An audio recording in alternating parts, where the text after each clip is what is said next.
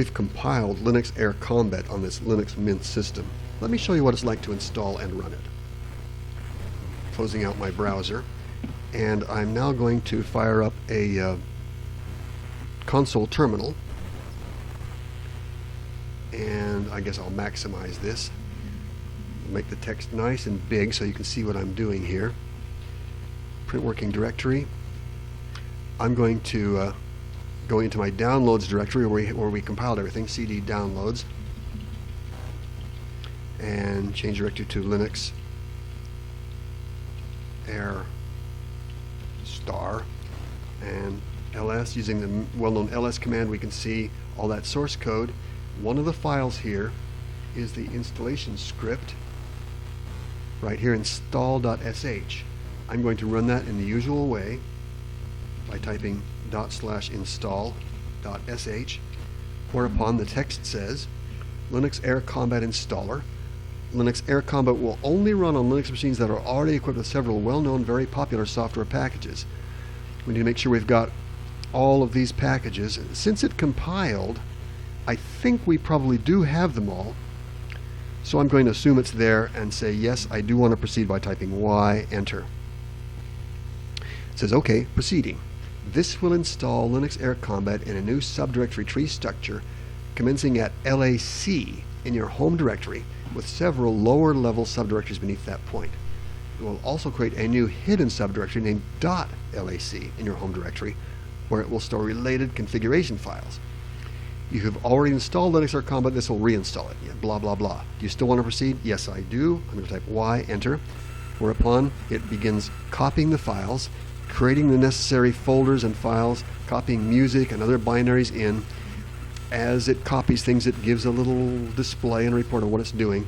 When it's done with all of those, it then says press any keyboard key to continue, so I'm pressing enter. A fresh copy of Linux Air Combat has been installed. For maximum compatibility and to help you with additional configuration, it will run in low resolution and with low display quality in a small window. This will allow you to see diagnostic messages in the console display. Later on, you can easily configure it for full screen mode and much higher video quality from the prominent setup options menu. Pressing a key now. To run it, we'll CD to my home LAC bin and use the well-known ls command to see the names of the files. There should be a file name looking more or less like that. This will run in the usual way. It tells me that my controls will be configured as described in the lac controls.txt file stored in our new hidden .lac controls.txt structure. All of that you can get familiar with from the movies that are already here on AskMrWizard.com. I'm just going to press a keyboard key where it says, it refers me to going to www.askmrwizard.com at this location to get further details. We are done. Accordingly, I'm going to go back to my home directory with CD, and we should see an LAC folder. I do right here. I'm going to enter that with CD LAC, and looking inside there we can see there's a bin folder which we can enter with CD bin, and looking around there with the well-known ls command, I can see here is the program that I want to run, and I'll run it or start it by typing /lac02p01, whereupon it starts in a small window. This is what it should look like. We can now, for example, fly a mission like Turkey Shoot. We see it running in a very low resolution, very small window, which is done for maximum compatibility. It works. This is complete success in